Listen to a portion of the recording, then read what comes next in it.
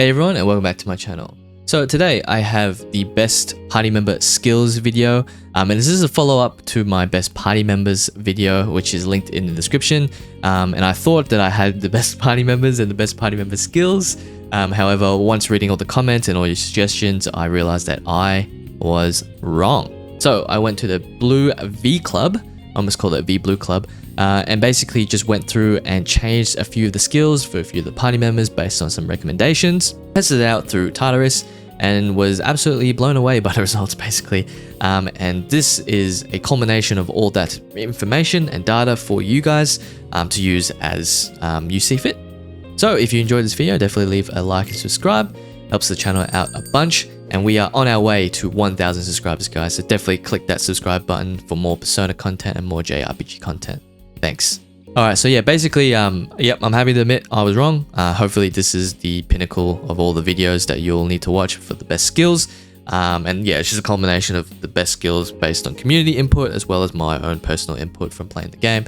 So I did play the game on hard for my first playthrough. I'm currently going through a merciless playthrough at the moment. On hard, you know, the game is still relatively hard. It's probably not the hardest Persona, but it's still relatively hard, especially if, you know, you haven't played the game before. But basically, we're just going to go through all the skills, and this is based upon, I guess, a hard mode playthrough. Normal and easy are pretty easy in this game, so it doesn't really matter what skills you have. Just use your favorite party members, your favorite skills. But this is just for, I guess, if you want to try and min-max stuff. So we'll start off with Yukari. So Yukari, the skills that I have on her haven't changed since the beginning, but I will put in some caveats. So I've got Garudine, Magarudine, Meteorahan, Amrita Shower, Samarakan, Masakunda, Windbreak, and Wind Amp. And yeah, I think this is probably the best set to give Yukari. Basically, yep, you want your wind skills, obviously, because you want her to deal some damage. Meteorahan is pretty self-explanatory, Samarakan as well. You could get rid of Windbreak if you really want for Amrita Drop, if you don't want to use Amrita Shower. However, in my opinion, Yukari doesn't really have any SP issues at all. And because she doesn't have any SP issues, I believe just going with the full heal on all party members is definitely worth it. Other skills you could probably, you know, swap out for Windbreak, maybe Palimpa. Although Mitsuru probably takes up the element spot, so it's not really worth it on Yukari in my opinion. So I believe that this is probably the best set that you can possibly get. So in addition to skills, your weapons actually have skills as well. And I'm just going to wrap up all the weapon skills that you can get from the ultimate weapons for each character that will complement their skill set for the personas.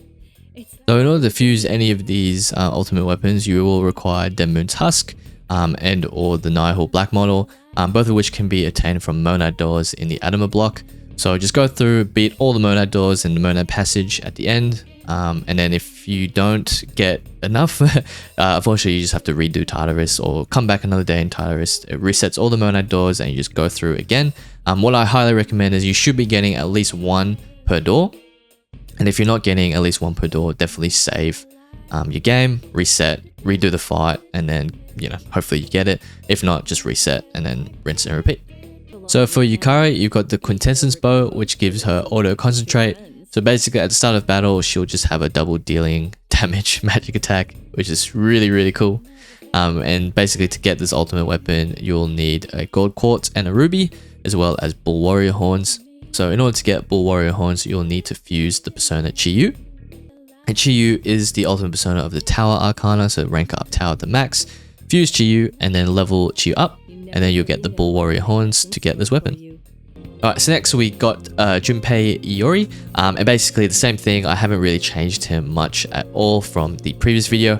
So you've got the skills of Vorpal Blade, Brave Blade, Vile Assault, Gigantic Fist, Agidine, Marakukaja, High Counter, and Regenerate 3.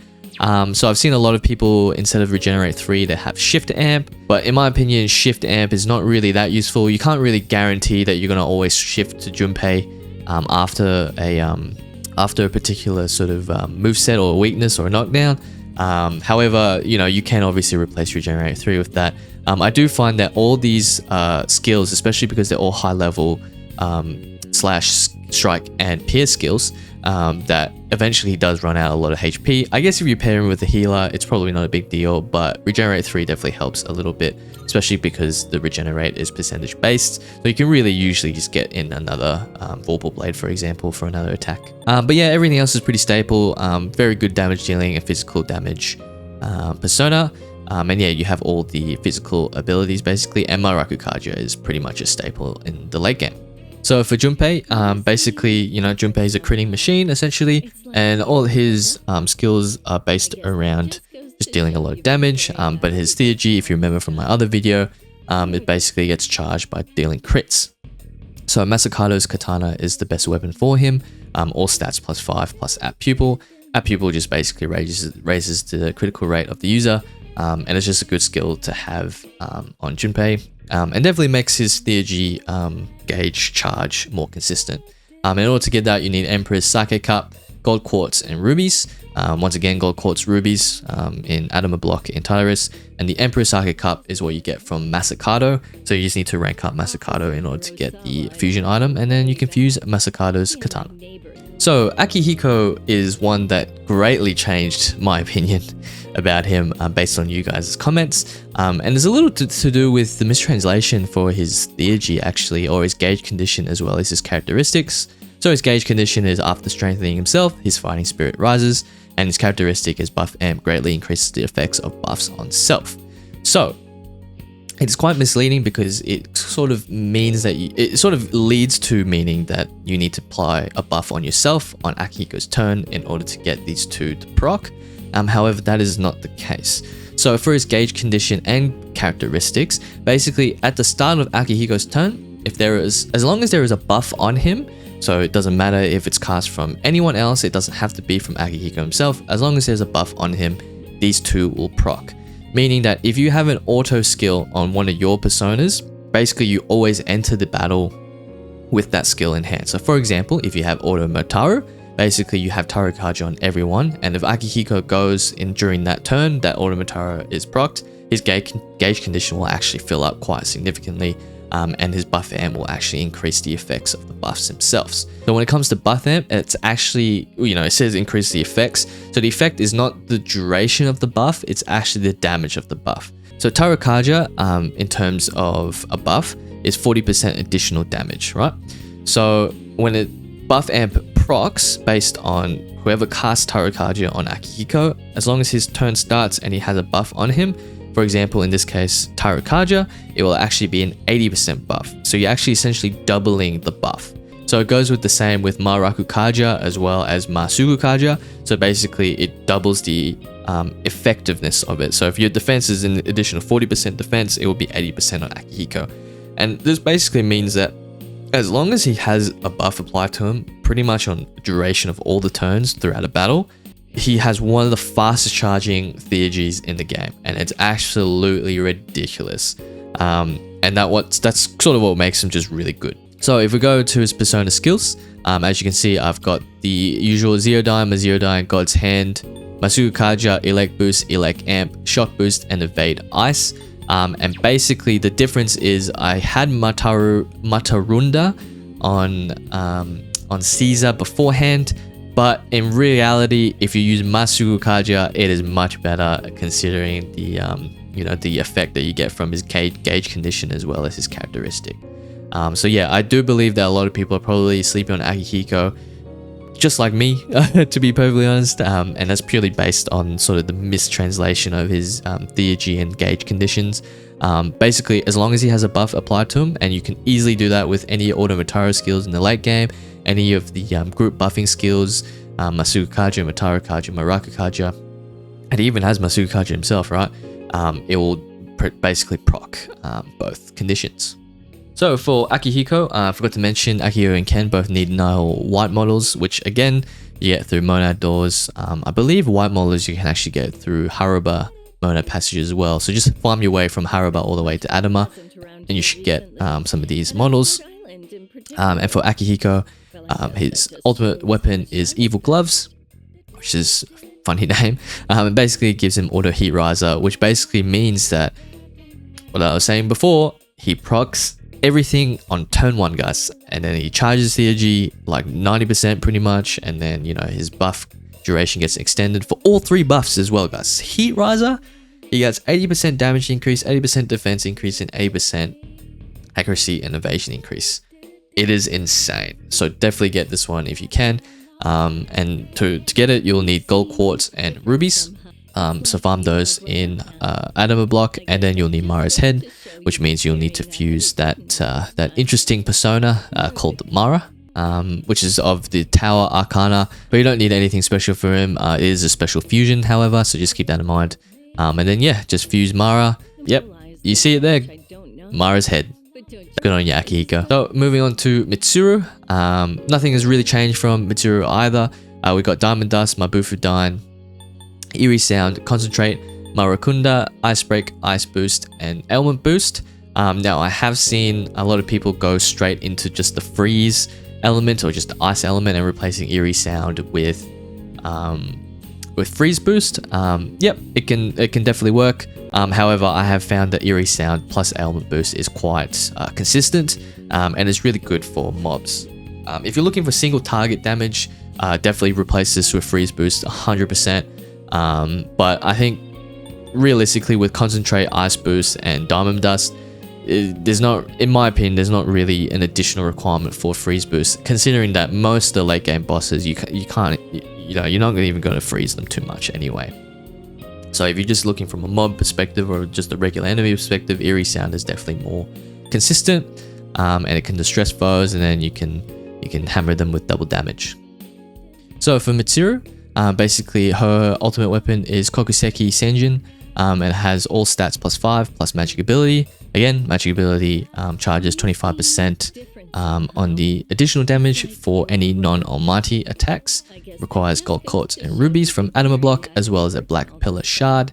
To get the black pillar shard, you'll need to fuse Alilat, which is the ultimate persona of the Empress Arcana. So you'll need, you know, rank 10 as well. And in order to get that, basically you'll need to fuse and then level the persona up, and then you'll get the black pillar shard. Next is Athena, which we did change a little bit from the original, and we'll go through it. Myriad Arrows, Primal Force, Akasha Arts, Mataru Kaja, Maraku Kaja, Resist Fizz, Enduring Soul, and Insta Heal. So the difference was I basically replaced Dakunda with Resist Fizz. I just find that in the late game, Dakunda doesn't really do much, considering that if you do get debuffed, you can just rebuff yourself. It doesn't really take too much, considering that Athena can also rebuff everyone. So it's really not that much more, I guess, useful. And especially in the late game when you're dealing with more physical damage, relatively speaking, Resist Fizz is definitely really good, considering that you pretty much resist and null all physical damaging abilities, and you only really have to watch out for electric skills.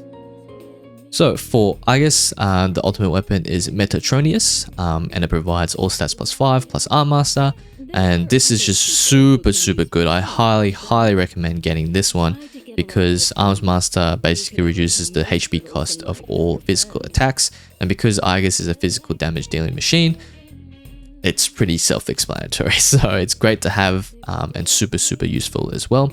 Requires gold quartz and diamonds. Again, both of which can be farmed in Adama block. I believe diamonds can actually be farmed in Haruba block, the later floors of Haruba, but you know, just go to Adama and farm those ones that way. To get the contract Angel Wing, basically you'll need to fuse Metatron, which is the ultimate persona of the Aeon Arcana, and basically rank 10 max with Aigis. So fuse that, level that up, and then you'll get the contract Angel Wing. Next we have Kalanemi for Ken, and this guy I've changed as well based on various opinions and comments, and yeah, I guess you guys' comments changing my mind. So we have the skills of Ziodan, Koga-on, Makoga-on, Heat Riser, Meteorahan this time, Makarakan, Tetrakan, and Light Amp. Now I know a lot of people would just replace, I guess, Ziodan with you know, a different skill or anything like that to do with Ken. However, I do believe having the dual affinities and the dual affinity damage is definitely useful. The only difference is Daikaja has been gotten rid of for Meteorahan. So this is because of Ken's Theurgy engage conditions. Basically, automatically recover 10 SP, and once his SP is less than half, his competitiveness is incited. So essentially what you want to do with Ken is just spam abilities, right? So you also want to spam abilities and spam heals.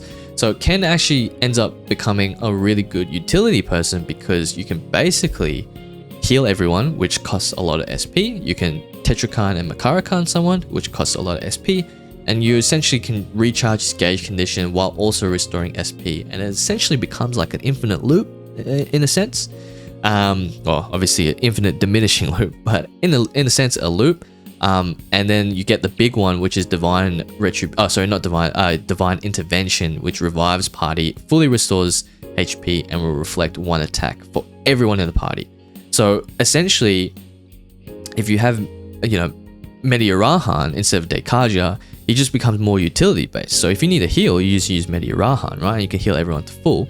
And then eventually you can charge your gauge condition because you're reflecting a magic attack, reflecting a physical attack every turn essentially.